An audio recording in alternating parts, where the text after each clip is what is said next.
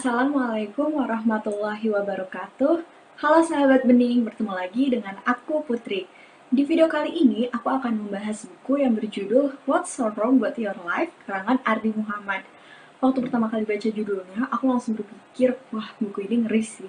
Aku membayangkan bahwa hal-hal yang selama ini aku anggap benar, ternyata salah. Dari situlah aku tertarik untuk membaca buku ini, untuk mencari tahu hal apa yang salah dari caraku menjalani hidup dan bagaimana seharusnya hidup itu dijalani. Setelah baca buku ini, aku menyadari bahwa ada banyak hal yang kita anggap sebagai suatu tindakan yang benar. Namun ternyata pandangan kita terhadap hidup tidak seakurat itu.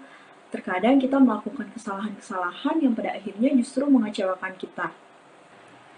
Contohnya, kita menganggap bahwa cinta adalah jawaban dari keresahan hati. Kita percaya bahwa melupakan hal yang menyakitkan adalah pilihan yang tepat untuk menghilangkan rasa sakitnya. Atau kita berpikir bahwa menjadi ekstrovert adalah syarat untuk bahagia. Penilaian-penilaian tersebut biasanya didasarkan atas dua hal, yang membuat kita bahagia atau yang kita yakini sebagai sesuatu yang baik untuk kita. Nah, teman-teman, kalau kita menggunakan perspektif psikoanalisa yang dikemukakan oleh Sigmund Freud, manusia memang berperilaku atas dasar kesenangan atau pleasure principle. Selain itu, kita juga memiliki insting untuk survive yang menyebabkan kita akan melakukan hal apapun untuk kepentingan serta keselamatan pribadi. Namun, apa yang membuat kita senang dan apa yang kita percaya sebagai hal yang baik, terkadang nggak selalu berbanding lurus. Contoh simpel yang Kak diberikan adalah misalnya kita menganggap bahwa dengan menyontek maka kita akan mendapatkan nilai yang bagus. Nilai yang bagus ini tentunya membuat kita senang dong. Nah, karena hal ini membuat kita senang, kita menganggap bahwa menyontek itu merupakan hal yang baik dan gak masalah untuk dilakukan. Padahal tentunya kita semua tahu ya teman-teman bahwa menyontek itu merupakan hal yang gak tepat. Oleh karena itu, kita nggak bisa nih hanya mengandalkan akal dan juga perasaan kita sebagai pedoman hidup, karena keduanya bersifat subjektif dan bisa saja salah. Kita butuh komponen lain sebagai pedoman hidup agar nggak salah langkah, yaitu pengetahuan. Kalau kita mau tahu apakah pengalaman menyakitkan bisa dengan mudah dilupakan, ya kita cari ilmunya, bagaimana cara kerja otak kita dalam menyimpan memori. Kalau kita mau tahu apakah dalam menjadi ekstrovert kita bisa lebih bahagia, cari juga ilmunya apakah kepribadian seseorang mempengaruhi kebahagiaannya.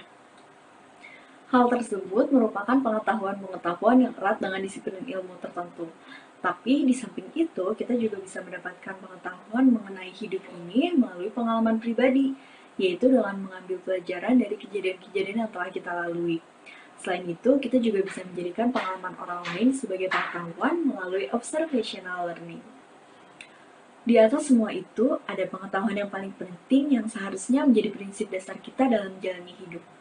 Dengan pengetahuan ini, kita dapat lebih berhati-hati agar gak membuat kesalahan, karena kita tahu ada pertanggungjawaban di kemudian hari.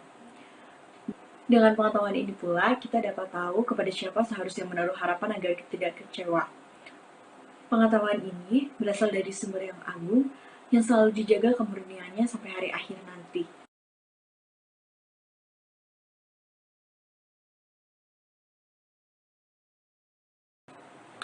Jadi teman-teman, sebetulnya Allah sudah menjelaskan segala hal melalui kitabnya. Pilihannya ada di tangan kita. Apakah kita akan menjadikan kitab tersebut sebagai pedoman hidup dan mendapatkan rahmat Allah, atau justru kita sia-siakan kitab tersebut dan pada akhirnya membuat kesalahan-kesalahan yang berujung mengecewakan.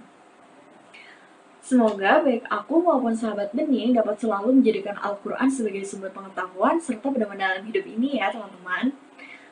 Baik teman-teman, sekian pembahasan aku mengenai buku What's So Wrong With Your Life. Terima kasih sudah menonton video ini. Sampai jumpa di video berikutnya. Wassalamualaikum warahmatullahi wabarakatuh.